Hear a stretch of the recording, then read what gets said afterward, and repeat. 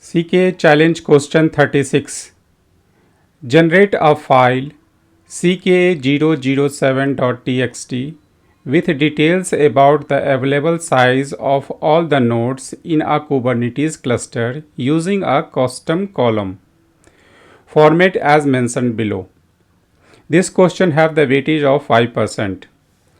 This question is asking you to create a file named CKA007.txt that contains information about the available memory and available CPU of all the node in a Kubernetes cluster. The information should be presented in a custom column format, which means that you will need to define the format and content of the columns. To complete this task, you will need to gather information about the node in the cluster and extract the available memory and CPU information for each node. The available memory refers to the amount of the memory that is not currently being used by any processes, while the available CPU refers to the amount of CPU resources that are not currently being used. Once you have gathered the necessary informations, you will need to format it in a way that meets the requirement of the custom column format. This may involve defining specific columns and their contents, such as node name, the amount of available memory, and the amount of available CPU.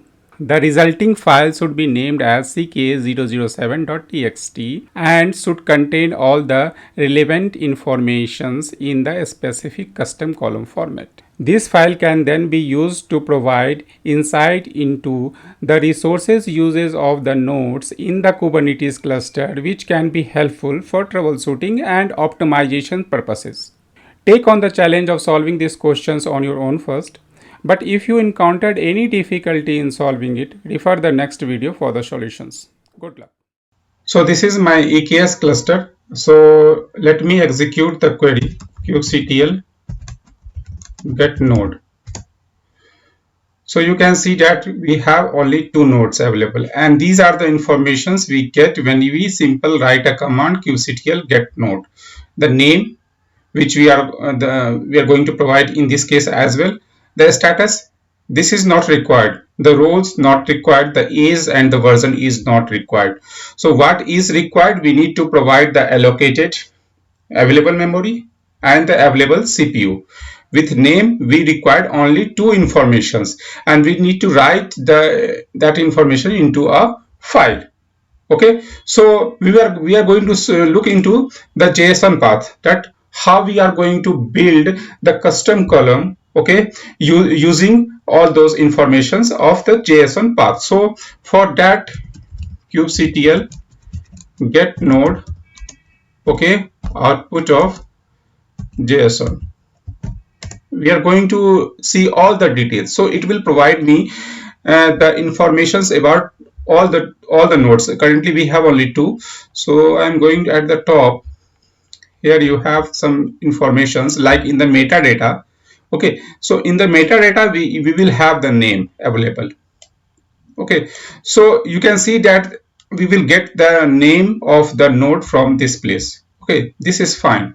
And regarding the available memory, okay, so if you scroll a little bit, you will find the allocated memory. This is the capacity that you allocate, okay, and this is the current status. So we will pick the memory part from this place, okay, and the CPU part from this place.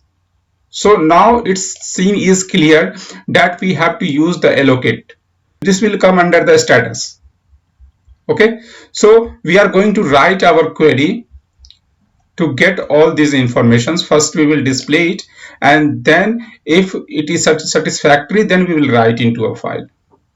Okay, so let's start kubectl get node output of, we are going to use the custom column.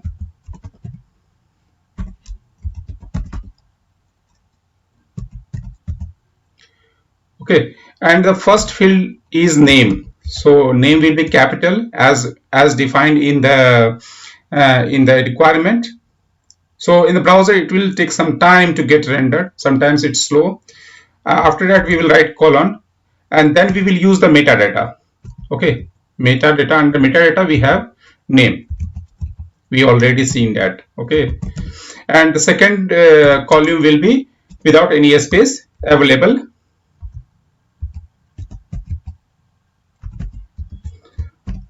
memory. Okay, and again the column, and this will come from the status. Okay, and locatable, spelling is correct, locatable dot memory. Okay, this is fine. And now the third column will be label CPU. Okay, again column dot, we have to check the command again, dot we are using at each places. Okay, now again the status dot table. Okay, dot CPU. Okay, so this is the command we written to get our desired result. Okay, when we click on the enter, if we have to see either the output is coming as per our requirement or not. So you can see that we are able to fetch for both the nodes, and the available memory, whatever the available memory, whatever the available CPU for both the node is coming fine. Okay, so now it's time to write into the file. Okay, so we can write it very easily, CKA 007 dot txt. Okay, so we written it in a file. Let me cat it to just to verify the details, either it's written in a file or not. CKA 00, or just press tab button. So you can see that the whatever the requirement in this particular question, we are able to achieve it. And now we are come back from the cluster and jump into the other questions.